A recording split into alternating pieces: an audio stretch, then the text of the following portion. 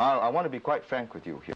If the British withdraw, I'm prepared to go on with the Australians and the New Zealanders, but I'm not prepared to go on with the Americans. Why not, Mr. Prime Minister? Why do you think America... Well, can I put it this way? I think there are highly intelligent, well-meaning often people, and some of their leaders, like Kennedy, the late president, had signs of growing greatness, depth. But, you know, by and large, the administration lacks depth and judgment or wisdom, which comes out of an accumulation of knowledge of human beings and human situations over a long period of time. That's lacking. And it's not their fault. What have they got? 300-400 years of history, and they've become a nation just recently. You know, I'll tell you this. I've had only three experiences with the Americans. And they did not intend any harm in each one of them. But the tragedy was they did real harm. First, this is old stuff now.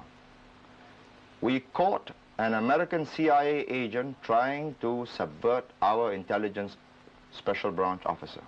Bribe him so that the special branch officer will feed the CIA, because the CIA wants to know what's happening.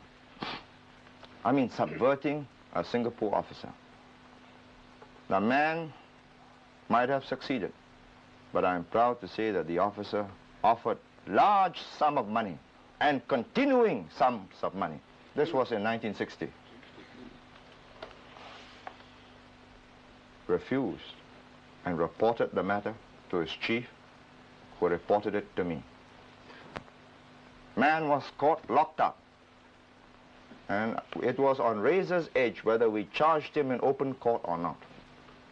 No, let me explain this. When I told the American government, all right, we keep quiet, you take this man away, $100 million to the Singapore government for economic development. You know? No, listen to me. I didn't tell, you know, I never spoke to the Americans direct because, you know, they lack the finesse, and, you know, they may say, yes, they give it to you. Why not? Why should the Singapore government just give to you, to me, which would have ruined me?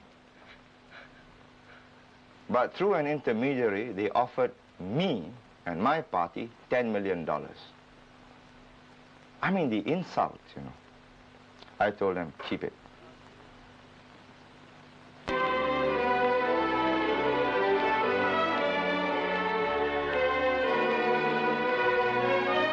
No, this is important. Do not forget this. And this is why I have not the slightest doubt that my two colleagues, Dr. To and Mr. Rajaratnam, go on this tour of Afro-Asia, which they'll do as soon as the local affairs are settled. I have not the slightest doubt that Afro-Asia will be with us. You see, unlike if Cuba with an American base, with American sovereignty, is independent and not a neo-colonialist stooge, then me, the people of Singapore, owners of the British bases. I mean, I could give you a notice, 24 hours notice, you have to quit. Or you're committing an act of aggression with very serious consequences. Oh, very true. Oh, yeah, surely. I think, Mr. Lee,